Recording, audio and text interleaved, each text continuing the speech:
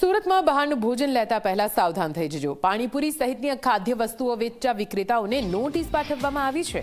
156 વિક્રેતાઓ છે જેમને નોટિસ આપવામાં આવી। 1829 દુકાનો પર તપાસ કરી 849 કિલો વસ્તુઓનો નાશ કરવામાં આવ્યો। એક અઠવાડિયાથી આરોગ્ય વિભાગ કરી રહ્યું છે કામગીરી। 4,16,000નો દંડ વસૂલવામાં આવ્યો। તપાસ દરમિયાન સડેલા બટાકા, ચણા તેમજ વાસ મારતી ચટણી પણ મળી આવી હતી, જેનો નાશ કરવામાં આવ્યો છે।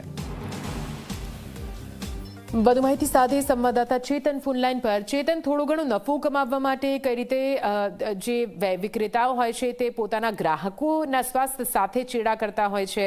વારંવાર દ્રશ્યો સામે આવ્યા, ફરી એકવાર અહીં ચેકિંગ હાથ ધરવામાં આવ્યું અને એ જ વસ્તુઓ સામે આવી રહી છે। શું કઈ કાર્યવાહી આ વખતે કરાઈ? જી નિધિ, બિલકુલથી ચટાકેદાર પાણીપુરીની જે મજા માનનાર જે લોકો છે તે લોકો માટે આ લાલબત્તી સમા કિસ્સો ગણી શકાય। કારણ કે સુરત મહાનગરપાલિકા દ્વારા છેલ્લા એક સપ્તાહથી ડ્રાઈવ કરી રહી છે, જેમાં પાણીપુરીના જે વિક્રેતાઓ છે તેમને ત્યાં રેડ કરવામાં આવી છે અને જ્યાં પણ ગંદકી અથવા તો સડેલા જે બટાકા મળે છે તો તાત્કાલિક ધોરણે કાર્યવાહી કરવામાં આવે છે। આ વચ્ચે સુરતની આરોગ્ય વિભાગની ટીમ દ્વારા સુરત શહેરના અલગ અલગ 156 જેટલા જે વિક્રેતાઓ છે તેમને ત્યાં તપાસ હાથ ધરવામાં આવી હતી અને બાદમાં નોટિસ ઇસ્યુ કરવામાં આવી છે। 1829 દુકાનો પર તપાસ કરી 849 કિલો જેટલી જે વસ્તુઓ છે તેમનો નાશ કરવામાં આવ્યો છે।